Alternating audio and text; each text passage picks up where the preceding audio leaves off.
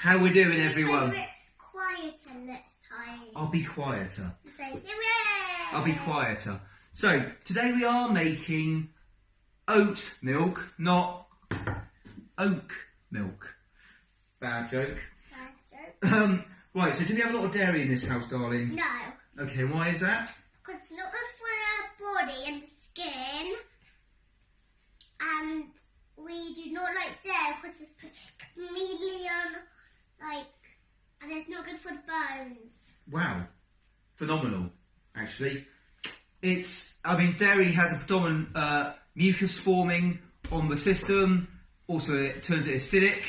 And also, you've got other much better forms of calcium sources out there, such as dark leafy greens, spirulina. But today we're going to talk about how to make a plant-based milk. You can buy them in the shops, like our milk, oat milk. All right? I'm pretty tired. You're pretty tired. Nap time in a minute, maybe.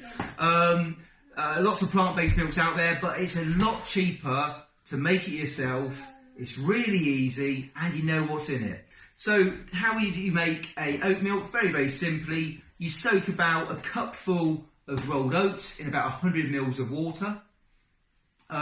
Leave for about 20 minutes, 15, 20 minutes.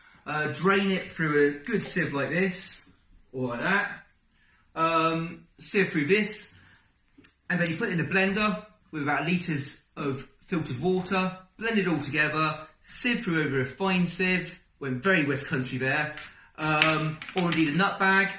And then that's it. That will store in the fridge for 5 days. You can add a little sweetener such as vanilla extract or indeed cinnamon extract. I have tried dates before, which are quite good, but I think you do waste quite a lot of the date when you sieve out the milk.